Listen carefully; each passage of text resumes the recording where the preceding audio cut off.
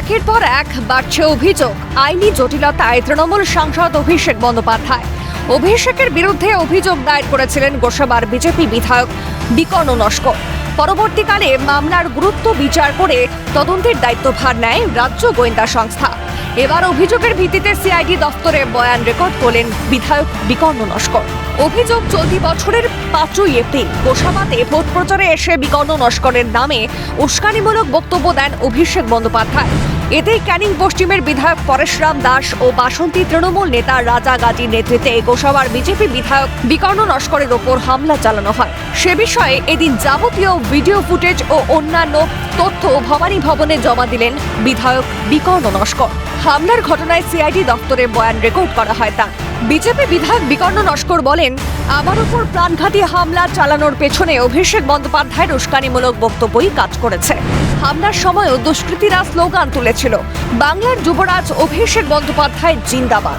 এছাড়াও তৃণমূল আমলে বিজেপির যত কর্মীর ওপর হামলা চলেছে সবকিছুর পেছনেই মদত ছিল অভিষেক বন্দ্যোপাধ্যায়। গুলি করা হয়েছিল, আমার উপরে এরকম প্রাণনাশী হামলা চালানো হয়েছে, প্রাণঘাতী হামলা চালানো হয়েছে। এই যে প্রাণঘাতী হামলা চালাবার পিছনে ওরা যখন হামলা করছে তখন বলছে বাংলার যুবরাজ অভিষেক ব্যানার্জি জিন্দাবাদ জিন্দাবাদ বলে স্লোগানও দিচ্ছে। এর পিছনে অভিষেক ব্যানার্জি যে বিভিন্ন জায়গায় জায়গায় ডিজে বাজিয়ে রবীন্দ্রসঙ্গীত সঙ্গে সঙ্গে ডিজে বাজানো হবে, এই যে ওনার আলটপকা যে মন্তব্য, এই মন্তব্যের জন্যই কিন্তু এটা ঘটনা ঘটেছে। আরো জানিয়ে রাখি আপনাকে, 2018 সাল থেকে যে 321 জন যে বিজেপি কার্যকর্তা হত্যা হয়েছে, এই যে টিএমসির হারমাদ গুন্ডা বাহিনীর তরফ থেকে, তার পিছনে কিন্তু অভিষেক ব্যানার্জির প্রত্যক্ষ মদত, তার এই সমস্ত উস্কানিমূলক বক্তব্যই কিন্তু কাজ করেছে। এ বিষয়ে বিজেপি নেতা সঞ্জয় নায়েক বলেন, সে সময় বারবার প্রশাসনকে জানানো হয়, প্রশাসন থাকা সত্ত্বেও হামলা চালানো হয়। আমরা প্রশাসনকে সেই সময় বারবার জানিয়েছিলাম, প্রশাসন থাকা সত্ত্বেও এই বিধায়ক কার্যালয় থেকে আমাদের বিধায়কের উদ্দেশ্যে, আমাদের উদ্দেশ্যে ইট পাথর ছুড়ে আসে। এখানে হকি স্টিক ছিল, এখানে বন্দুক ছিল।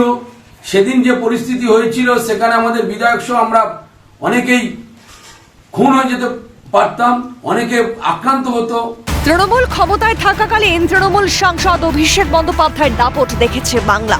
ভোটের প্রচারে একের পর এক রাজনৈতিক মঞ্চ থেকে উস্কানিমূলক বক্তব্য দিয়েছেন অভিষেক, আর তার বক্তব্যের জন্য হামলার শিকার হতে হয়েছে বিজেপি নেতাকর্মীদের। তবে সন্ত্রাসের পথে নয়, বরং আইনি পথেই বিচার পাওয়ার দাবিতে বিজেপি নেতৃত্ব।